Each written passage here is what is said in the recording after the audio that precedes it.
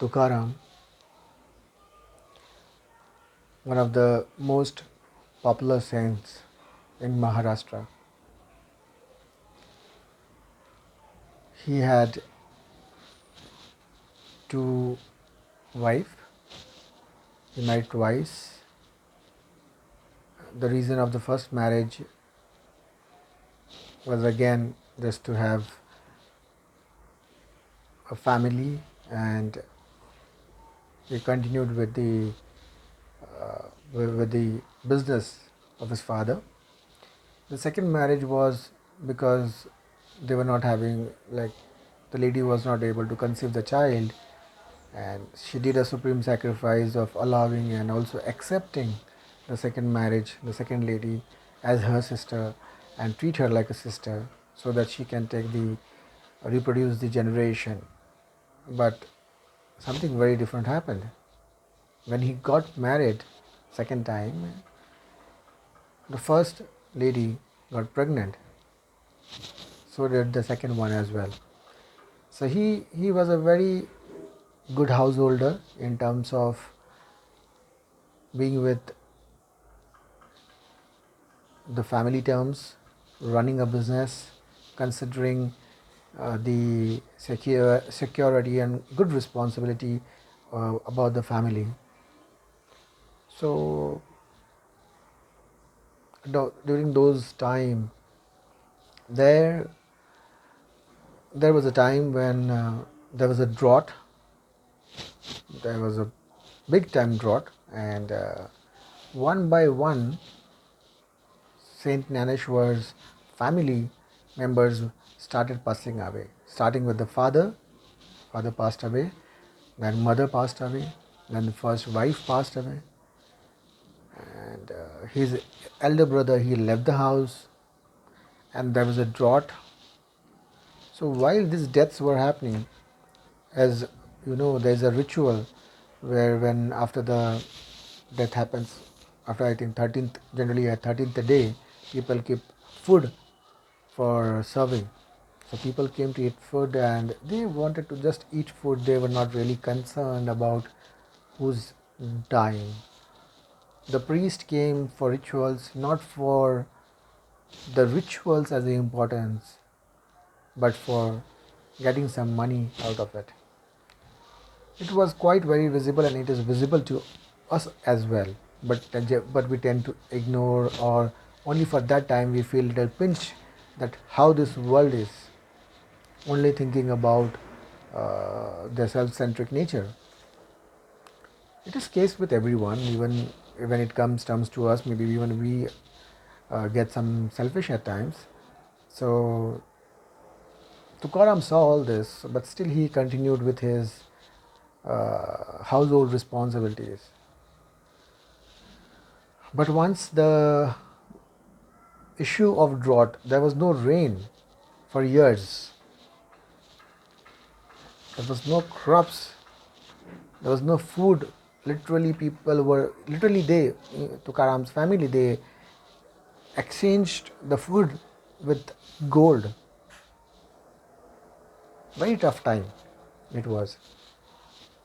So while he was walking on a barren land and weeping on the situation, he was crying and weeping like a baby, and he was just thinking what's going to happen to the entire village and his family.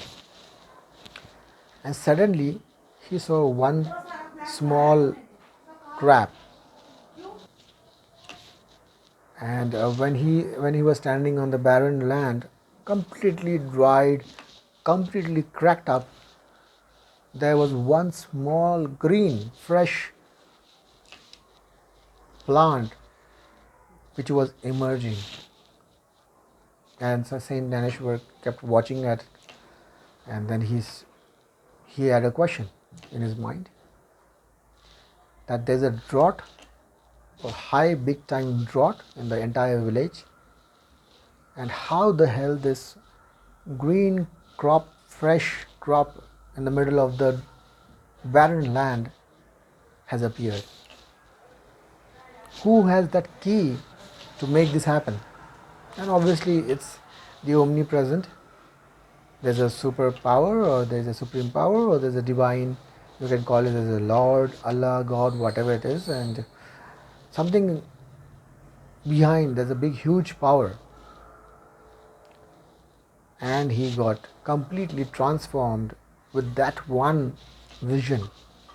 All the things, all the chapters which he has seen in his life started coming in front, and he was transformed. Now the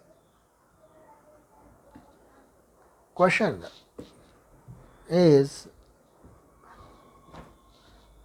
is it necessary to something happen very tragic and only then our eyes would open? I relate this situation or this story which I narrated in today's situation. The tough times are going on. Every human being need to do something or other for each other and participate and help each other. I know many people have started peeping inside within themselves, and there is the introspection, and people are doing a lot. There are many people who are going out of the way and helping. I would say everyone should try to participate in some or other way to sustain our life and the life of others. Equally, in the further with the Saint Naneshwar story, when the drought was over, the rain came and then everything came back to normal, people forgot the hard times which they have gone through. And they behaved again the same way, as if never the hard times are going to come and they are going to have fun forever. So I'm sure these days will also pass, and we will come out of these tough situations in some years of time. But this lessons which we are learning out of this situation should not be forgotten. We are lucky, we are fortunate that we are able to see the situations, and still there's quite a bit support which we have in today's world in terms of I would say comfort. In city life at least, I would not speak the same for the villages, but that has to be not forgotten. Nobody wants horrifying life. Don't make the changes or temporary changes in the goodwill of others. Make the changes permanent, forever. And what else we want? We want love, we want compassion, we want peace, we want things to be good around. So not everything is not going to be goody goody every day, but we don't want the big hit on us. We don't want a big slap on our face to wake us up. We just want a little shake to wake us up. But this time it's a big slap. It's time to wake up. Don't wait for more slaps to wake up. Wake up, and transcendence will happen as a consequence. Thank you.